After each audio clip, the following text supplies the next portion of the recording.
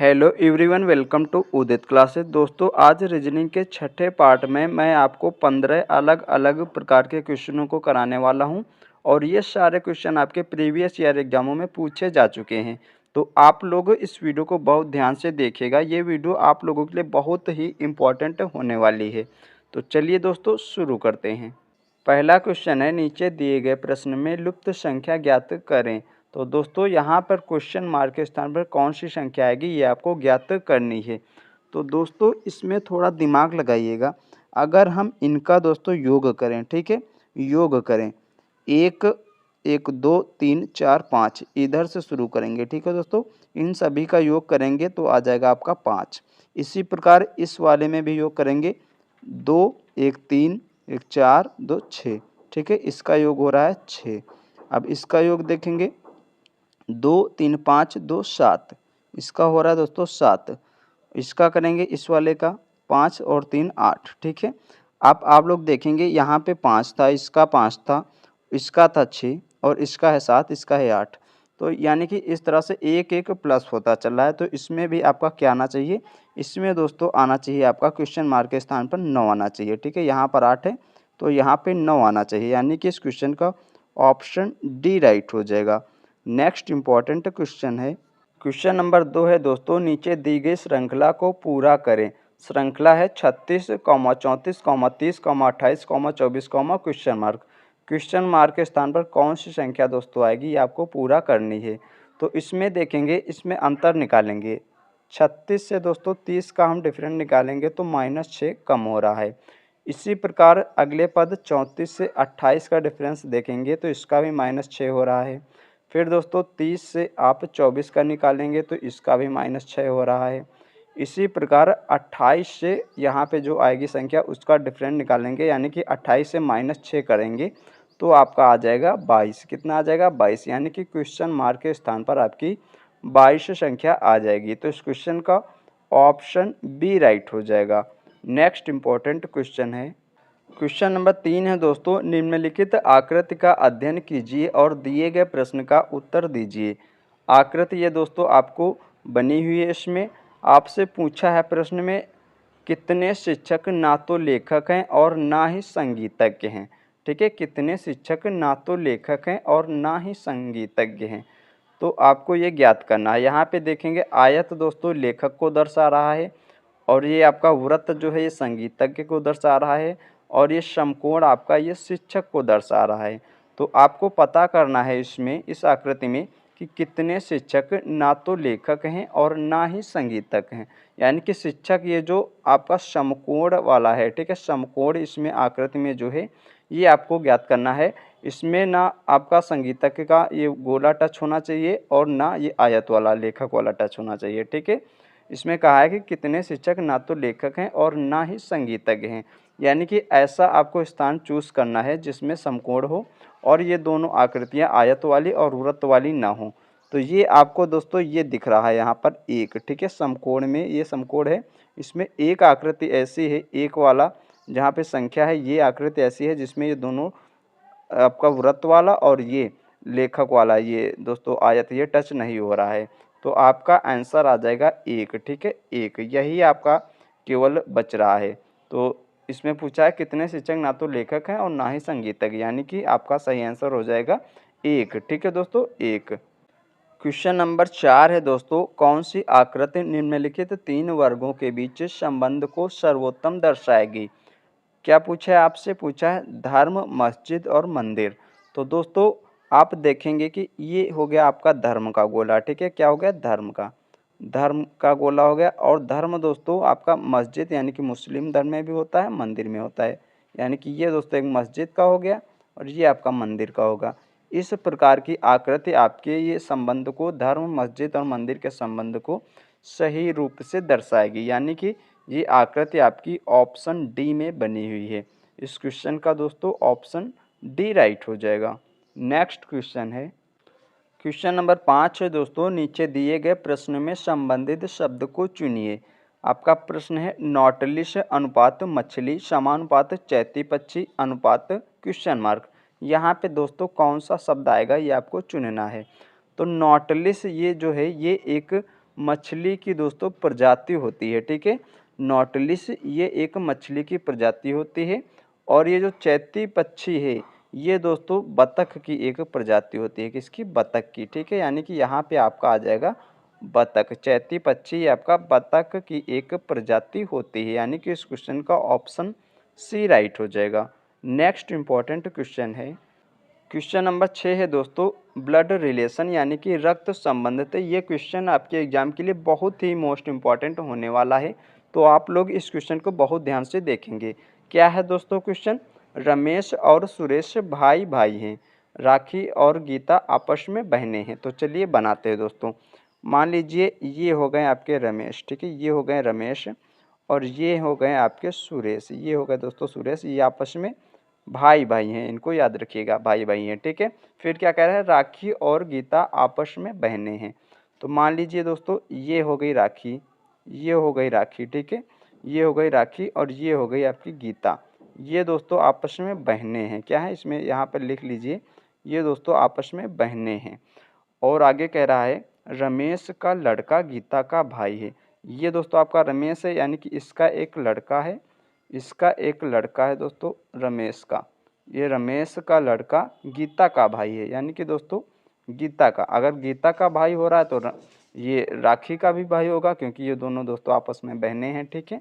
तो अब आप आगे आपसे क्या पूछ रहा है? बताइए सुरेश और राखी का आपस में क्या संबंध है? सुरेश और राखी का, ये दोस्तों राखी है, और ये इस राखी का भाई हो गया रमेश का लड़का, तो राखी के पिता हो गए रमेश, और रमेश का जो भाई है वो राखी का क्या होगा? चाचा होगा। क्या होगा दोस्तों? चाचा, यानी कि ऑप्शन ए राइट हो जाएगा। नेक्स्ट इम्पॉर्टेंट क्वेश्चन है, क्वेश्चन नंबर 7 है दोस्तों, ये है डायरेक्शन यानी कि दिशा और दूरी का मोस्ट इम्पॉर्टेंट क्वेश्चन होने वाला है आपके एग्जाम के लिए, बहुत ध्यान से देखिएगा। इस क्वेश्चन में आपको दोस्तों दिशा का ज्ञात होना जरूरी है। तो ऊपर की ओर होती है उत्तर की दिशा, नीचे ओर होती है दक्षिण की, और इस साइड पे पूर्व की, और ये होती है पश्चिम की दिशा।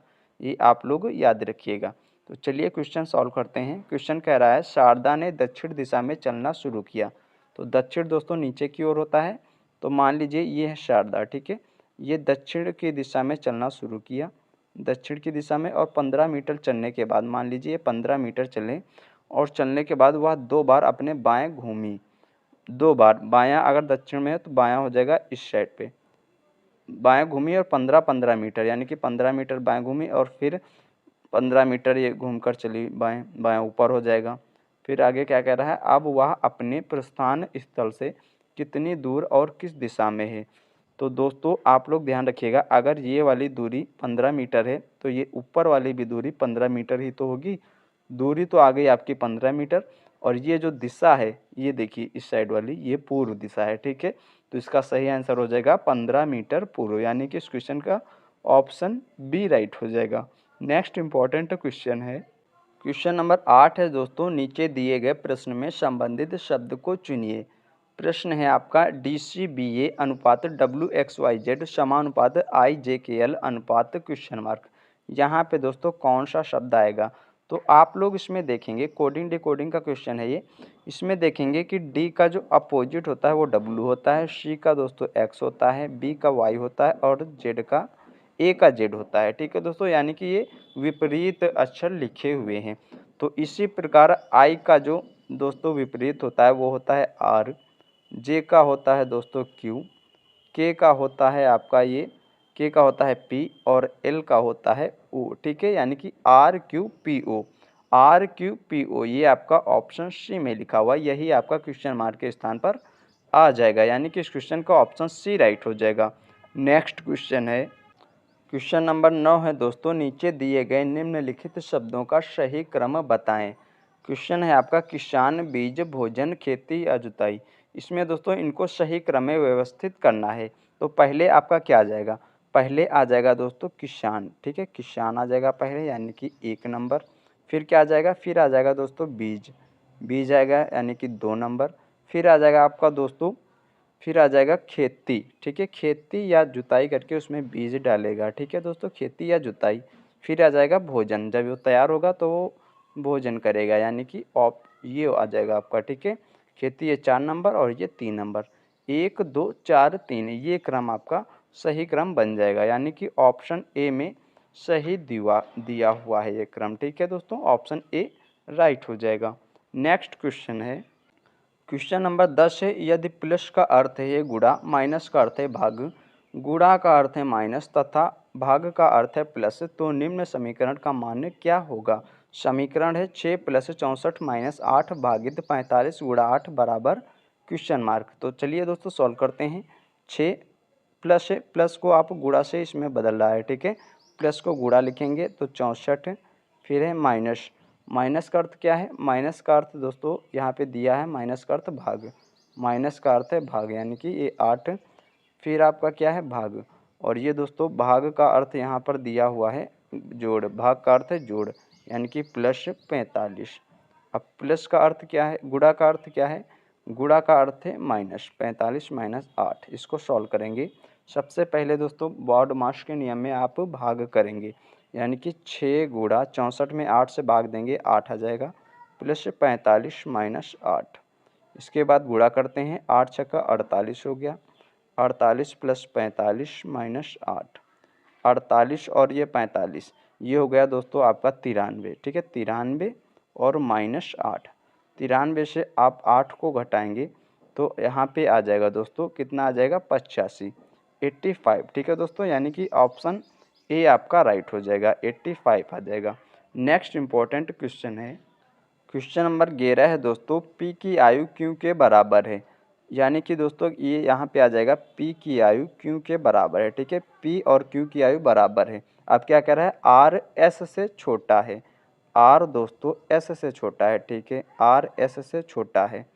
फिर आगे कह रहा है टी आर से छोटा है, टी आर से छोटा है। ठीक है, टी आर से छोटा है किंतु पी से बड़ा है, यानी कि दोस्तों ये जो पी और क्यू है ये ऐसे बन जाएगा, पी से बड़ा है, पी और क्यू बराबर है, टी आर से छोटा है, टी आर से छोटा हो गया और पी से बड़ा हो गया, और ये पी और क्यू आयु में बराबर थे। तो आपसे पूछा है सबसे बड़ा कौन है, सबसे बड़ा दोस्तों आपका है एस। कौन है, एस, यानी कि इस क्वेश्चन का ऑप्शन डी राइट हो जाएगा। नेक्स्ट इम्पॉर्टेंट क्वेश्चन है, क्वेश्चन नंबर 12 है दोस्तों, समान पार्श्व की विपरीत तीनों सतहों का अंक होगा, कौन सा अंक होगा। तो दोस्तों समान पार्श्व में ये देखेंगे आप, 3 पार्श्व हैं, इसमें 3 सतह समान है, 4 4 4, इनका दोस्तों पूछा है, इनके विपरीत का कौन सा अंक आएगा। तो आप लोग देखिएगा 6 फलक होते हैं पार्श्व में टोटल, यहाँ पे दोस्तों 4 आपको दिख रहा है, 2 दिख रहा है, 3 दिख रहा है, 1 भी दिख रहा है। ठीक है, 6 भी दिख रहा है, कौन सी संख्या नहीं दिख रही है, यहाँ पे दोस्तों 5 नहीं दिख रही है। ठीक है, तो तीनों पार्श्वों में 5 5 नहीं दिख रहा है, तो आपका ये जो है आ जाएगा ये वाला ऑप्शन बी, यानी कि 4 जो समान पार्श्व की 4 सतह ये है, इसके विपरीत वाली 5 आ जाएगी, यानी कि ऑप्शन बी राइट हो जाएगा। नेक्स्ट इम्पॉर्टेंट क्वेश्चन है, क्वेश्चन नंबर 13 है दोस्तों, प्रत्येक शब्द में प्रत्येक अक्षर का केवल एक बार उपयोग करते हुए UTB से कितने अर्थपूर्ण शब्द बन सकते हैं। UTB, इसमें दोस्तों हर अक्षर का प्रयोग एक ही बार करना है, तो आप सार्थक यानी कि अर्थपूर्ण शब्द क्या बना सकते हैं। अगर हम दोस्तों BUT कर दें एक बार प्रयोग करके, तो ये आपका एक बट सार्थक शब्द बन गया, और इसको हम अगर TUB कर दें यानी कि टब, ये भी दोस्तों एक सार्थक शब्द बन गया। ठीक है, यानी कि आपके 2 सार्थक शब्द अर्थपूर्ण शब्द बन सकते हैं, तो इसका सही आंसर हो जाएगा ऑप्शन बी, 2 अर्थपूर्ण शब्द बन सकते हैं, बट और टब। ठीक है, नेक्स्ट इम्पॉर्टेंट क्वेश्चन है, क्वेश्चन नंबर 14 है, कथन है दोस्तों, सभी सेब संतरे हैं। क्या कह रहा है, सभी सेब संतरे हैं। तो दोस्तों मान लीजिए ये सेब का गोला हो गया। ठीक है, सभी सेब संतरे हैं, तो संतरे का गोला बड़ा हो जाएगा, ये हो जाएगा संतरे का गोला। ठीक है, ये हो गया आपका संतरे का गोला, सभी सेब संतरे हैं। फिर क्या कह रहा है, कुछ संतरे पपीते हैं। ये दोस्तों आपका संतरे का गोला है, तो कुछ है तो थोड़ा टच होना चाहिए पपीते में, ये आपका हो गया पपीते का। ठीक है, ये हो गया पपीते का। क्या कहा है, कुछ संतरे पपीते हैं। अब आइए निष्कर्ष देखते हैं। निष्कर्ष से पहला, कुछ सेब पपीते हैं, कुछ सेब पपीते हैं। दोस्तों सेब तो ये अंदर वाला गोला है, इसमें टच नहीं हो रहा है, यानी कि ये आपका गलत है। दूसरा निष्कर्ष है, कुछ पपीते सेब हैं, कुछ पपीते सेब हैं, ये पपीते का गोला हो गया, सेब का तो ये हो गया। यानी कि दोस्तों टच नहीं हो रहा है आपस में, तो ये भी गलत हो गया। तो आपका सही जो आंसर आ जाएगा वो हो जाएगा ऑप्शन बी, ना तो निष्कर्ष एक और ना ही दो निकलता है, यानी कि ऑप्शन बी राइट हो जाएगा। नेक्स्ट इम्पॉर्टेंट क्वेश्चन है, क्वेश्चन नंबर 15 है, दिए गए प्रश्न में एक आकृति दी गई है, उस आकृति का जल प्रतिबिंब क्या होगा। जल प्रतिबिंब दोस्तों नीचे बनता है, ठीक है, यानी कि अगर कोई ये आकृति है तो इसका जल प्रतिबिंब यहाँ से बनेगा, ठीक है दोस्तों।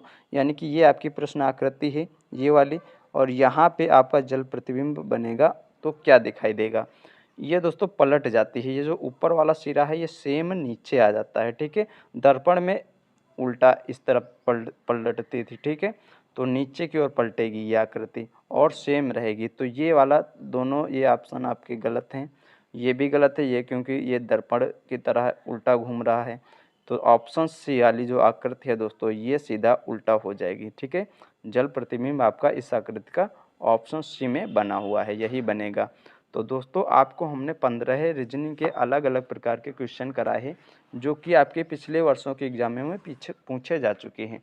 आप लोगों के लिए ये क्लास बहुत इंपॉर्टेंट होती है हमारी, जो रोज़ हम लेकर आते हैं। आप लोग इस क्लास को डेली वॉच किया करिए और अपने दोस्तों के साथ भी शेयर किया करिए।